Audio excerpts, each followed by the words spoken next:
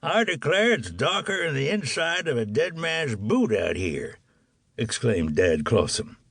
"It ain't dark over here by the fire," countered Dad's younger cow-punching partner, Pete Driscoll. "No, but it sure is dark out here."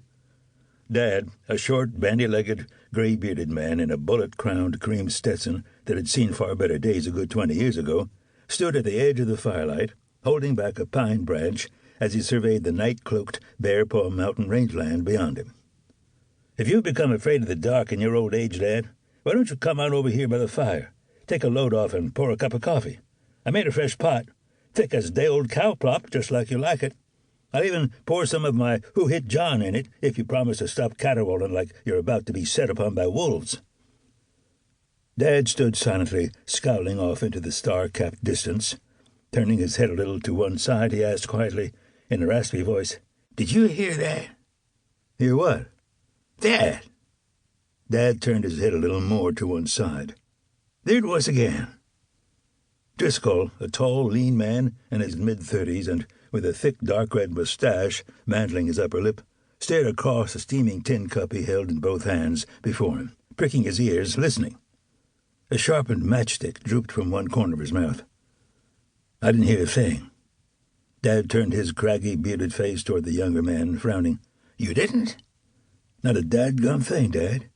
Driscoll glowered at his partner from beneath the broad rim of his black Stetson. He'd been paired with Clawson for over 5 years, since they'd both started working at the Stevens Kitchen Sink Ranch on Owl Hoot Creek. In that time, they'd become as close as some old married couples, which meant they fought as much as some old married couples. "What's gotten into you? I've never known you to be afraid of the dark before." "I don't know." Dad gave his head a quick shake. "Something's got my blood up." "What is it?" Dad glowered over his shoulder at Driscoll. "If I knew that, my blood wouldn't be up, now would it?" Driscoll blew ripples on his coffee and sipped. "I think you got old-timer's disease, that's what I think."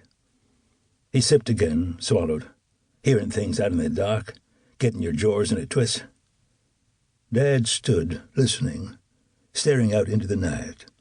The stars shone brightly, guttering like candles in distant windows and small houses across the arching vault of the firmament. Finally he released the pine bough. It danced back into place. He turned and, scowling and shaking his head, ambled back over to the fire. His spurs chinged softly.